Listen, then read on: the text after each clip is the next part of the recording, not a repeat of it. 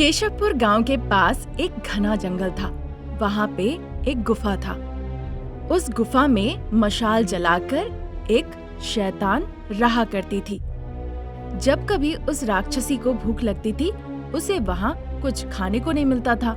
इसीलिए जब भी भूख लगती थी, वो पास के गांव में आ जाती थी।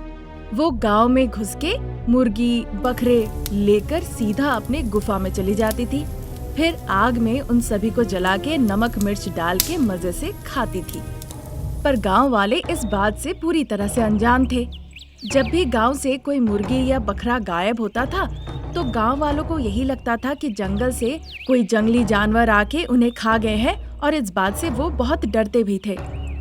उन्हें इस तरह से डरते देख राक्षसी को बड़ा अच्छा लगता था। तभी एक दिन वो मन ही मन सोचने लगी, जब तक मन में ये डर है और गांव में बकरी और मुर्गियां हैं, तब तक इंसानों को कोई दिक्कत नहीं होगी। पर गांव में जिस दिन मुर्गी और बकरे खत्म हो जाएंगे, मैं इंसानों को खाऊंगी। ऐसा सोचकर वो मुर्गी लेकर वहाँ से चली जाती है। उसी गांव में एक बड़ा सा पेड़ था। उससे थोड़ी ही दूर पे शारदा का घर था। शारदा के पति क्लर्क का काम करते थे और बेटा रमेश शहर के एक प्रसिद्ध कॉलेज में जूनियर लेक्चरर के तौर पे काम करता था। कहा जाए तो 6 फीट लंबा और बहुत ही हैंडसम युवक, कह सकते हैं हर लड़की के सपनों के राजकुमार की तरह, बिल्कुल ऋतिक रोशन जैसा। घर वाले जब रमेश के लिए रिश्ता ढूंढ रहे थे, तब अनामिका का रिश्ता आता है। अनामिका 25 साल की, बिल्कुल मोम की गुड़िया जैसी, मांदरपुर नाम के एक छोटे से गांव में रहती थी। ये गांव केशवपुर से पश्चिम की ओर था और वहां से मात्र 6 किलोमीटर की दूरी पर था। फिर एक दिन लड़की देखने शारदा पूरे परिवार के साथ आती है। अब चूंकि वो दोनों एक दूसरे को पसंद कर लेते हैं, इसीलिए अच्छा मुहूर्त देखकर रमेश और अनामिका की बड़े ही धूमधाम से शादी करा दी जाती है। नई जिंदगी की शुरुआत करने के लिए अनामिका ससुराल आती है। अनामिका घर का सारा कामकाज करती थी, खाना पकाती थी, सास ससुर का अच्छे से देखभाल करती थी। पति के साथ उसके बड़े ही मधुर संबंध थे। इस तरह से अनामिका की जिंदगी बहुत ही खुशहाल चल रही थी। तभी एक दिन शारदा और प्रसाद अपने किसी रिश्तेदार के यहाँ फंक्शन में जाते हैं। उस दिन रमेश कॉलेज नहीं गया, वो घर पर ही रहा। वो दोनों बगीचे में लगे हुए झूले में बैठ के झूल रहे थे और हंसी मजाक करते हुए बातचीत कर रहे थे। रमेश अपने हाथों से अनामिका को फल खिला रहा था। ठीक उसी वक्त गुफा में रहने वाली राक्षसी की नींद खुल जाती है और उसे भूख लगती है। उसकी आंखें ठीक से खुली भी नहीं थी। नींद के ही हालत में वो गुफा से बाहर निकल आती है। आसमान में उड़ते उड़ते वो आके उस गांव में पहुंचती है और सीधा जाके उस पेड़ के ऊपर बैठ जाती है। पेड़ के ऊपर से ही वो खाने के लिए मुर्गियां और बकरियों को ढूंढने लगती है। तभी वो राक्षसी अनामिका को बगीचे में झूले में झूलते हुए देखती है। अनामिका के साथ रमेश का चमकता हुआ चेहरा भी देखती है। ये देखने के बाद उस राक्षसी की नींद ही उड़ जाती है। वो अपनी आंखों को साफ करके देखती है। दोनों ही बड़े अच्छे लग रहे थे। रमेश अपनी पत्नी को हाथों से फल खिला रहा था। ये सब देखने के बाद वो राक्षसी मनी मन सोचने लगती है, पति पत्नी को ऐसे ही होना चाहिए, पर जिसने मुझसे शादी की उसने मुझे नरक दिखाया था, इसीलिए अब ये सब मुझे बर्दाश्त नहीं होता। अरे मुझे भूख लगी है। इस तरह सोचती है और मुर्गियां ढूंढने लगती है। तब तक रमेश और अनामिका घर के अंदर चले जाते हैं। रमेश एक साड़ी लेके अनामिका को दिखाता है। अनामिका, ये साड़ी पहन लो। ये साड़ी पहनती हो ना तो मैं बस तुम्हें देखते ही रहता हूँ, पर मन नहीं भरता। रमेश के ऐसे कहने पे अनामिका जोर जोर से हंसने लगती है। उसकी हंसी से पेड़ पे बैठी राक्षसी को परेशानी होती है। वहाँ से अदृश्य होके सीधा रमेश अनामिका के सामने हाजिर हो जाती है। रमेश अनामिका के बीच प्यार स्नेह बंधन को देखकर राक्षसी को लगता है कि रमेश भी अगर उसे ऐसे ही प्यार करे तो। किचन में जाने के दौरान वो अनामिका का किडनैप कर लेती है और अपने गुफा में ले जाकर अनामिका को रस्सी से बांधकर मशाल की रोशनी में बंधक बना के रखती है। फिर वो राक्षसी अनामिका का भेष बदल लेती है और जो असल में अनामिका थी वो खुद एक राक्षसी बन जाती है। देखो बहन, अब मेरी जगह पे तुम रहो। इस मशाल की रोशनी में मीट जलाकर खाओ और इस गुफा में तुम बंधक बन के रहो। वहाँ तुम्हारी जगह पे मैं तुम्हारे पति के साथ प्यार मोहब्बत से जिंदगी का मजा लूंगी। Bye sister. ऐसा कह के राक्षसी अनामिका वहाँ से अदृश्य होके सीधा किचन में पहुँच जाती है। गर्मा गर्म चाय बना के रमेश के लिए ले जाती है और रमेश को देती है। रमेश सभी चीजों से अनजान था। अनामिका, सिनेमा जाने के लिए तुम तैयार हो गई हो ना? नहीं जी, मुझे सिनेमा नहीं जाना। अभी आपके मम्मी पापा घर पे नहीं है, हम अकेले में थोड़ा वक्त गुजार सकते हैं ना। अनामिका जब कह रही थी, रमेश ने अनामिका के शब्दों में परिवर्तन देखा, लेकिन क्योंकि वो बहुत प्यार करती थी इसीलिए लगा कि शायद ऐसे ही कह रही होगी। आप गांव में जाओ, मुर्गियों को और बकरियों को पकड़ के ले आओ, हम पकाकर खाएंगे। उसकी ऐसी बातें सुन के रमेश बड़ा आश्चर्य था। मेरी अनामिका को क्या हो गया? कहीं उसे किसी की नजर तो नहीं लग गई? रमेश ऐसा सोच ही रहा था कि वो राक्षसी अनामिका रमेश से फिर से पूछती है। बिना कुछ कहे वो बाहर जाके चिकन ले आया। वो खाना पकाती है और रमेश को बिना खिलाए वो पूरा खाना खा लेती है। फिर भी रमेश को लगा कि शायद भूखी होगी, इसीलिए पूरा खाना खा ली। फिर अंधेरा उतर आता है। शारदा प्रसाद घर लौट आते हैं। उन्हें बिना सम्मान दिए हुए ही बड़े रुखड़ेपन से अनामिका बात करती है। ये देखकर वो भी बड़े आश्चर्य होते हैं। उधर असली अनामिका गुफा में भूखी प्यासी मानो तड़प रही थी। उस रात रमेश और वो राक्षसी अनामिका एक ही बिस्तर पे सोने जाते हैं। वो राक्षसी नींद में ऐसे खराटे ले रही थी कि रमेश दो दो तकिया लेके अपने कानों में दबा के रखा हुआ था। ऐसे ही 2 दिन निकल जाता है। रमेश समझ नहीं पा रहा था कि अनामिका ऐसा बर्ताव क्यों कर रही है। फिर एक दिन रमेश खेत के पास ही एक तालाब के पास जाता है। वहाँ वो राक्षसी अनामिका भी आती है। रमेश देखता है उस पानी के अंदर राक्षसी अनामिका को। तब रमेश सब समझ जाता है कि ये उसकी अनामिका नहीं है। अनामिका के भेष में ये एक राक्षसी अनामिका है। पर वो यही सोचने लगा कि आखिर में ये राक्षसी असली अनामिका को कहाँ छुपा रखा होगा। फिर वो घर आके जोर जोर से चिल्लाने लगा ताकि वो राक्षसी अनामिका सुन सके। फिर अपने माता पिता से वो काला जादू के बारे में बात करने लगा। अरे बाप रे, अब यहाँ पे रहना सुरक्षित नहीं है। मैं जाके असली अनामिका को यहाँ लाके छोड़ देती हूँ बाबा। फिर वहाँ से वो राक्षसी अनामिका अदृश्य हो जाती है और गुफा में जो असली अनामिका थी उसके सामने प्रकट हो जाती है। फिर वो राक्षसी अनामिका असली अनामिका को लेके सीधा रमेश के घर पहुँचती है। सभी लोग 2-2 अनामिका को एक साथ देखकर बड़े हैरान हो गए। पर रमेश समझ जाता है जो अनामिका बहुत थकी हुई है वही असली अनामिका है। जल्दी से वो सिंदूर का टीका राक्षसी अनामिका के ललाट पे लगा देता है। इसी के साथ राक्षसी अनामिका जल के वहीं पे राख हो जाती है। बेटा रमेश, अनामिका बहुत ज्यादा थकी हुई है, उसे जल्दी से अस्पताल ले जाके थोड़ा दवा दारू कराओ।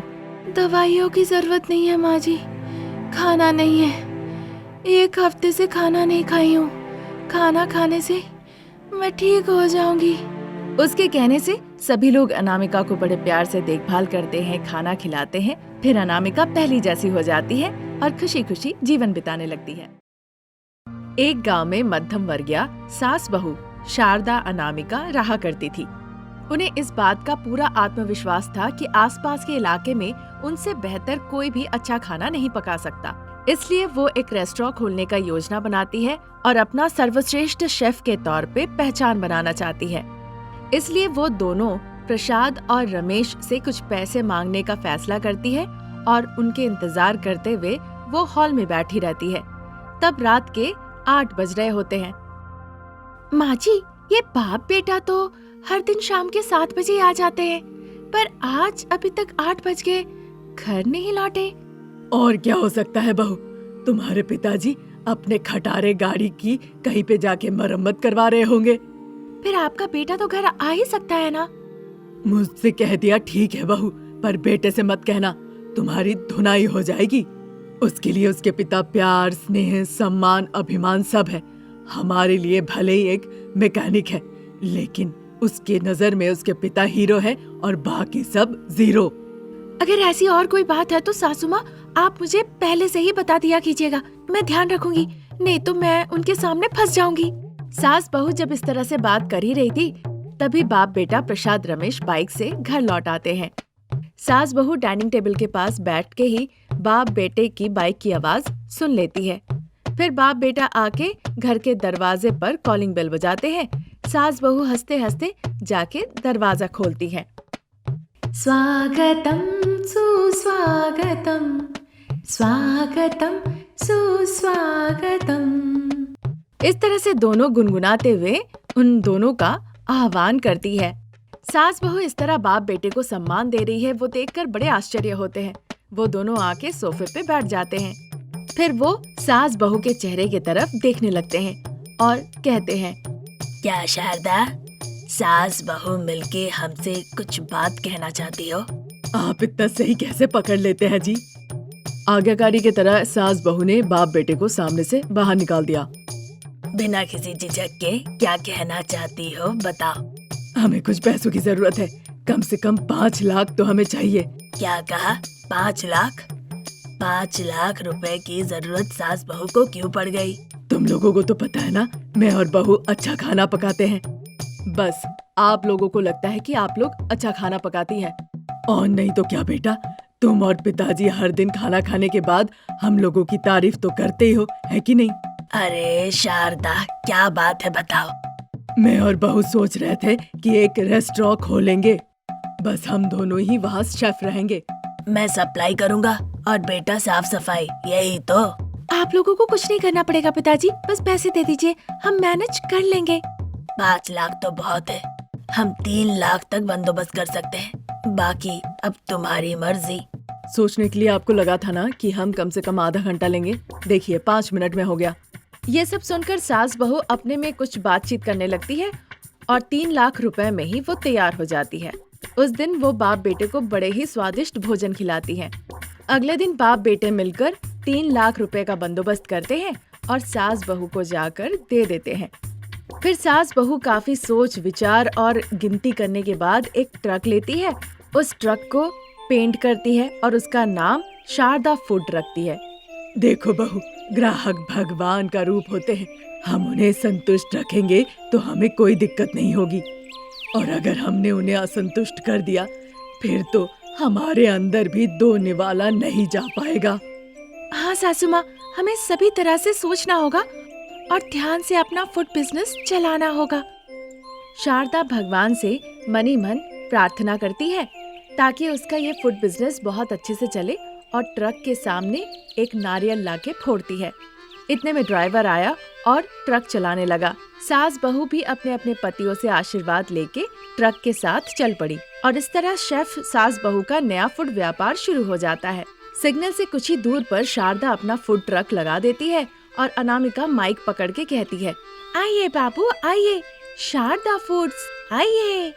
अब तक आप लोगों ने मसाला डोसा, प्याज डोसा, एग डोसा और ब्रेड डोसा खाया होगा, लेकिन आपने कभी शारदा डोसा का स्वाद नहीं चखा होगा।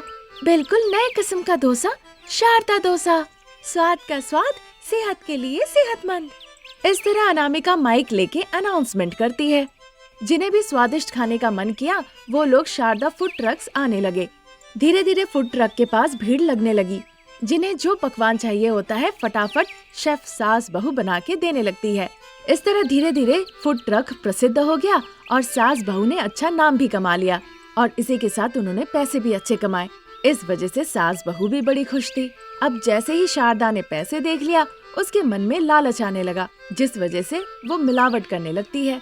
एक दिन मीना नाम की एक महिला शारदा फूड ट्रक के पास आकर कहने लगती है, अनामिका जी, दिन ब दिन शारदा ट्रक फूड का सुगंध, स्वाद और खाने का गाढ़ापन कम होते जा रहा है। अरे मीना जी, सुगंध, स्वाद और गाढ़ेपन के लिए चाय का दुकान जाना होगा, ये टिफिन सेंटर है। हाँ, मैं खाने की बात ही कर रही हूँ। मैं आपकी नियमित ग्राहक हूँ, मुझे अच्छे से सब कुछ पता है, इसीलिए तो कह रही हूँ। शुरुआत के दिनों में आपकी चटनी सख्त और गाढ़ी होती थी, बीच में थोड़ा ढीला हुआ, अब तो बिल्कुल पानी जैसा है। ऐसा होगा तो कैसे चलेगा? आप लोगों पे भरोसा करते हैं, लालच करना सही नहीं है। ऐसा कहकर मीना वहाँ से चली जाती है। फिर अनामिका आकर चटनी, करी सब कुछ एक एक करके चेक करती है। हाँ, मीना ने बिल्कुल सही कहा। पहले जिस तरह की क्वालिटी थी अब वो नहीं है, और ये सब तो सासू माँ ख्याल रखती है। उन्हें आने दो, वो आने के बाद इस बारे में बात करूंगी, इस तरह सोचती है। तब तक शारदा जो सामान लाने गई थी वो घर लौट आती है। अनामिका बड़े प्यार से बात करती है, कहती है कि आज अच्छे से नाश्ता करेगी। ऐसा कहकर वो तरह तरह के पकवान, इडली, वड़ा, डोसा, उत्तपम, पूरी, सब कुछ वैरायटी वहाँ पर लेकर आती है।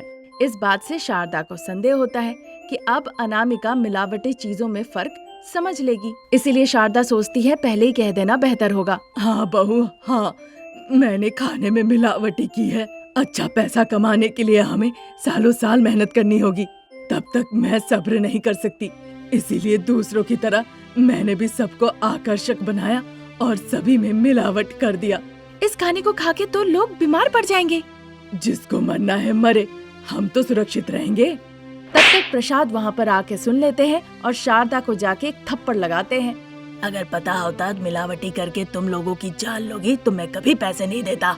ऐसा कह के दुखी होकर चले जाते हैं। इसी तरह दिन निकल रहे थे। शारदा को गलती का एहसास होता है।